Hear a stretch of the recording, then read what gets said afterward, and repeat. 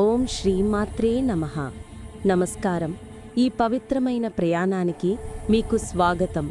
మీరు మీ జీవితంలో ఎన్నో దేవుళ్ళ చిత్రాలను చూసి ఉంటారు. ఎన్నో భక్తి వీడియోలను చూసి భయంతోనో భక్తితోనో చలించి ఉంటారు.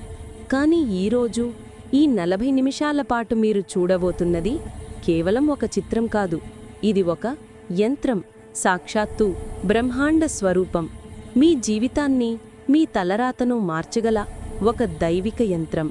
దీనినే శ్రీచక్రం లేదా శ్రీయంత్రం అంటారు. ఇది సాక్షాత్తు ఆ ఆదిపరాశక్తి, ఆ మహాలక్ష్మీదేవి, ఆ లలితా త్రిపుర సుందరీ దేవి యొక్క నివాస స్థానం. మీరు ఈ వీడియోను ఎందుకు చూస్తున్నారు? మీ మనసులో ఏదో ఒక కష్టం ఉంది. డబ్బు నిలవడం లేదు, అప్పుల బాధ, ఇంట్లో మనశ్శాంతి లేదు, అనారోగ్యం, పిల్లలు మాట వినడం లేదు. ఏదో ఒకటి. మీ ఈ కష్టాలన్నిటికీ, మీ దరిద్రానికి, మీ బాధలకు అసలైన కారణం మీ శక్తి చెల్లాచెదురుగా ఉండటమే. మీ ఆలోచనలు చెల్లాచెదురుగా ఉన్నాయి, మీ పనులు చెల్లాచెదురుగా ఉన్నాయి. ఈ యంత్రం మీ ఆ చెల్లాచెదురైన శక్తిని ఒకచోట చేర్చే అద్భుతమైన సాధనం. ఇది ఒక అయస్కాంతంలాంటిది. ఇది మీలోని దైవిక శక్తిని ఆకర్షించి మిమ్మల్ని ఒక శక్తి కేంద్రంగా మారుస్తుంది. కానీ దీనికి ఒకే ఒక్క నిబంధన ఉంది. ఈ 40 నిమిషాలు మీరు నాతో పాటు ఈ యాత్ర చెయ్యాలి. మీ ఫోనుకు అంతరాయం కలగకుండా చూసుకోండి. ఎవరితోనూ మాట్లాడకండి. మీ పూర్తి దృష్టిని, మీ కళ్లను ఈ చిత్రంపై మాత్రమే కేంద్రీకరించండి. మధ్యలో వదిలి వెళ్ళవద్దు. ఇది ఒక సినిమా కాదు, ఇది ఒక ధ్యాన దీక్ష. మీరు సిద్ధంగా ఉంటే ప్రశాంతంగా కూర్చోండి. మీ వెన్నెముక నిటారుగా ఉంచండి. మీ 2 చేతులను మీ ఒడిలో పెట్టుకోండి. నాతో పాటు మీ మనసులో ఈ సంకల్పాన్ని చెప్పుకోండి. ఓం శ్రీమాత్రే నమః. తల్లి ఆదిపరాశక్తి, ఈ 40 నిమిషాల పాటు నా మనసును, నా బుద్ధిని, నా ఆత్మను నీకే అంకితం చేస్తున్నాను. ఈ శ్రీచక్ర యంత్రం ద్వారా నాలో ఉన్న ప్రతికూల శక్తిని, నా దరిద్రాన్ని, నా కష్టాలను తొలగించి నన్ను నీ దైవిక శక్తితో నింపు తల్లి. ఈ దీక్షను పూర్తి చేసే శక్తిని నాకు ప్రసాదించు. ఓం. మీ సంకల్పం పూర్తి అయింది. ఇప్పుడు మీ కళ్ళు తెరవండి, మీ మనసు తెరవండి. ఈ యంత్రం యొక్క అద్భుతమైన శక్తిని మీ లోపలికి ఆహ్వానించండి. మన ప్రయాణం ఇప్పుడు మొదలవుతుంది. మీ దృష్టిని ఈ యంత్రం యొక్క బయట గీతలపై, ఆ చతురస్రంపై పెట్టండి. దీనినే భూపురం అంటారు. అంటే భూమి అనే నగరం. ఇది మీ భౌతిక ప్రపంచం. మీ ఇల్లు, మీ ఆఫీసు, మీ వ్యాపారం, మీ బంధువులు, మీరు రోజూ చూసే ప్రపంచమంతా ఇదే. ఈ చతురస్రానికి 4 ద్వారాలు ఉన్నాయి. ఇవి 4 దిక్కులు. మీ జీవితంలోకి మంచి లేదా చెడు ఈ 4 ద్వారాల నుండే వస్తుంది. మీకు ఆటంకాలు ఎందుకు వస్తున్నాయి? మీకు శత్రువులు ఎందుకు పెరుగుతున్నారు? ఎందుకంటే ఈ కోట యొక్క ద్వారపాలకులైన అష్టదిక్పాలకులు మీ అధీనంలో లేరు. మీ కోపం ఆగ్నేయం, మీ భయం నైరుతి, మీ డబ్బు కుబేరుడు ఉత్తరం, మీ ఆరోగ్యం ఈశాన్యం అన్నీ చెల్లాచెదురుగా ఉన్నాయి. ఈ బయట ఆవరణాన్ని త్రైలోక్య మోహన చక్రం అంటారు. అంటే 3 లోకాలను మోహించజేసే చక్రం. మీరు ఈ చతురస్రాన్ని చూస్తున్నప్పుడు మీరు మీ భౌతిక ప్రపంచాన్ని మీ అధీనంలోకి తెచ్చుకుంటున్నారు. మీ కోట ద్వారాలను మీరు మూసివేస్తున్నారు. తల్లి, నా అనుమతి లేకుండా ఏ చెడు శక్తి, ఏ శత్రువు, ఏ దరిద్రము ఈ ద్వారాన్ని దాటి నా జీవితంలోకి రాకూడదు అని మీరు ఆజ్ఞాపిస్తున్నారు. ఈ బయట కోటలో ప్రకట యోగినులు అనే దేవతలు ఉంటారు. వీరే అణిమ, మహిమ, లఘిమ వంటి అష్టసిద్ధులు. మీ జీవితంలో అద్భుతాలు జరగాలంటే, మీరు కోరుకున్నది సాధించాలంటే ఈ శక్తులు మేల్కొలవాలి. మీరు గణేశుణ్ణి ఎందుకు పూజిస్తారు? ఆటంకాలు తొలగించడానికి. ఆ విఘ్నేశ్వరుని శక్తి యొక్క మూలం ఈ భూపురంలోనే ఉంది. ఈ చక్రాన్ని చూడడం ద్వారా మీరు మీ మార్గంలోని అన్ని భౌతిక ఆటంకాలను తొలగిస్తున్నారు. మీ దృష్టిని కేంద్రీకరించండి.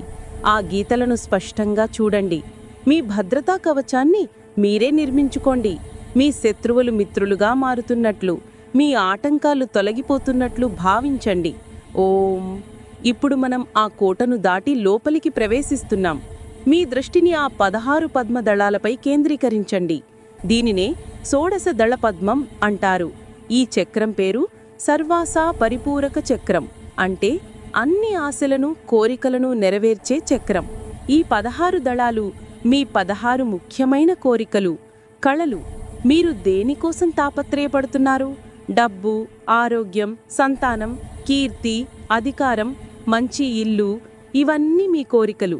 మీరు ఈ పద్మాలను చూడడం ద్వారా మీ కోరికలను శుద్ధి చేస్తున్నారు. అవును, శుద్ధి చేయడం. చాలామంది కోరికలను అణిచివేయాలనుకుంటారు. అది తప్పు. కోరికలను దైవత్వం వైపు మళ్లించాలి.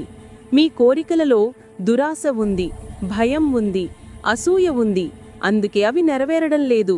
మీరు ఈ 16 పద్మాలను చూస్తున్నప్పుడు మీ దృష్టిని కేంద్రీకరించండి. ఆ పద్మదళాలను మీ మనస్సుతో లెక్కించండి. 1, 2, 3. ఈ 16 దళాలు మీ 16 శక్తులు.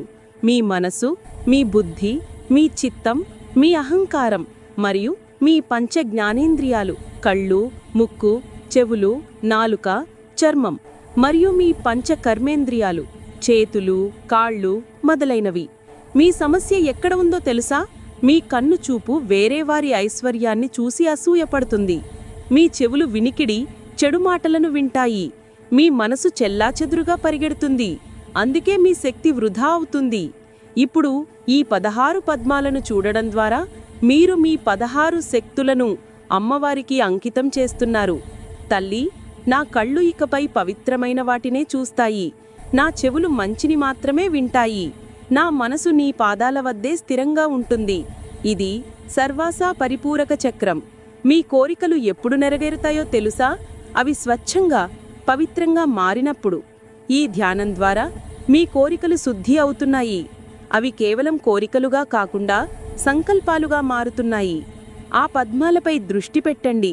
మీ ప్రతికూల కోరికలు, మీ అసూయ, మీ దురాశ అన్నీ ఈ యంత్రశక్తిలో కరిగిపోతున్నట్లు భావించండి. ఓం. ఇప్పుడు మనం ఇంకా లోపలికి, ఇంకా సూక్ష్మమైన శక్తి కేంద్రంలోకి వెళుతున్నాం. మీ దృష్టిని ఆ 8 పద్మదళాలపై కేంద్రీకరించండి. దీనినే అష్టదళ పద్మం అంటారు. ఈ చక్రం పేరు సర్వ సంక్షోభిని చక్రం, అంటే అన్ని రకాల అల్లకల్లోలాలను, బాధలను నాశనం చేసే చక్రం. మీ జీవితంలో అసలైన కష్టానికి, మీ దరిద్రానికి కారణం బయటలేదు, మీ లోపలే ఉంది. మీ 8 బలహీనతల్లో ఉంది. ఈ 8 పద్మాలు మీ 8 బలహీనతలకు, అష్టపాసాలకు ప్రతీక. 1 కామం అంటే విపరీతమైన కోరిక, 2 క్రోధం అంటే కోపం, 3 లోభం అంటే పిసినారితనం, 4 మోహం అంటే భ్రమ, 5 మదం అంటే అహంకారం, 6 మాత్సర్యం అంటే అసూయ, 7 పుణ్యం, 8 పాపం. చూసారా? మీ కోపం మీ సంబంధాలను నాశనం చేస్తుంది. మీ అహంకారం మీ ఎదుగుదలను ఆపుతుంది. మీ అసూయ మీ మనశ్శాంతిని దొంగిలిస్తుంది. మీ జీవితంలో 90% సమస్యలకు ఈ 8 కారణాలే. మీరు మంగళవారం హనుమంతుణ్ణి ఎందుకు పూజిస్తారు? మీలో ఉన్న ఆ రాక్షస ప్రవృత్తిని, మీ కోపాన్ని, మీ అహాన్ని జయించడానికి. ఆ హనుమంతుని శక్తి యొక్క మూలం ఈ అష్టదళ పద్మంలోనే ఉంది. ఈ 8 పద్మాలను చూడడం ద్వారా మీరు మీ 8 బలహీనతలను అమ్మవారికి అగ్నిగుండంలో ఆహుతి ఇస్తున్నారు. తల్లి, నాలో ఉన్న ఈ కోపాన్ని తీసుకో, నాలో ఉన్న ఈ అహాన్ని కాల్చివేయు, నాలో ఉన్న ఈ అసూయను నాశనం చేయు. మీ దృష్టిని ఆ 8 దళాలపై కేంద్రీకరించండి. మీ బలహీనతలు ఒక్కొక్కటిగా మిమ్మల్ని వదిలి వెళ్ళిపోతున్నట్లు భావించండి. మీరు తేలిక పడుతున్నారు. మీ మనసు శుభ్రమవుతుంది. ఇది సర్వాసా పరిపూరక చక్రం. మీ మనసులోని తుఫాను ఆగిపోతోంది. ప్రశాంతత నెలకొల్లుతోంది. ఓం. ఇప్పుడు మనం భౌతిక ప్రపంచాన్ని, కోరికల ప్రపంచాన్ని, భావోద్వేగాల ప్రపంచాన్ని దాటి అసలైన శక్తి ప్రపంచంలోకి అడుగు పెడుతున్నాం. మీ దృష్టిని ఆ 14 త్రికోణాల సమూహంపై కేంద్రీకరించండి. దీనినే చతుర్దశ త్రికోణం అంటారు. ఈ చక్రం పేరు సర్వ సౌభాగ్యదాయతి చక్రం, అంటే అన్ని రకాల సౌభాగ్యాలను, అదృష్టాన్ని ఇచ్చే చక్రం. మీ డబ్బు ఎక్కడ ఆగిపోయిందో మీకు తెలుసా? మీ ఆరోగ్యం ఎందుకు దెబ్బతిందో తెలుసా? మీ శక్తి మార్గాలు లేదా నాడులు మూసుకుపోయాయి. మీ శరీరంలో 72,000 నాడులు ఉంటే అందులో ఈ 14 అత్యంత ముఖ్యమైనవి. ఈ 14 త్రికోణాలు ఆ 14 ముఖ్యమైన నాడులకు ప్రతీక. మీరు ఈ త్రికోణాలను చూడడం ద్వారా మీ శరీరంలో ఉన్న ఆ మూసుకుపోయిన శక్తి మార్గాలను తెరుస్తున్నారు. డబ్బు అంటే ఏమిటి? అది ఒక శక్తి. అవి ప్రవహిస్తూ ఉండాలి. మీ ఇంట్లో డబ్బు నిలవడం లేదంటే మీ శక్తి ప్రవాహానికి అడ్డంకి ఉంది. మీ దృష్టిని ఆ త్రికోణాల అల్లికపై పెట్టండి. అవి ఎంత సంక్లిష్టంగా, ఎంత అందంగా ఉన్నాయో చూడండి. మీ దృష్టిని కేంద్రీకరించండి. మీ కళ్ళ ద్వారా ఈ యంత్రం యొక్క శక్తి మీ శరీరంలోకి ప్రవహించి మీ నాడులలో ఉన్న అడ్డంకులను తొలగిస్తుంది. మీ అప్పుల బాధ తీరాలంటే, మీ ఇంట్లోకి ధనం ప్రవహించాలంటే, మీ సౌభాగ్యం మేల్కొలవాలి. ఇది సర్వ సౌభాగ్యదాయక చక్రం. మీ అదృష్ట ద్వారాలు ఇప్పుడు తెరుచుకుంటున్నాయి.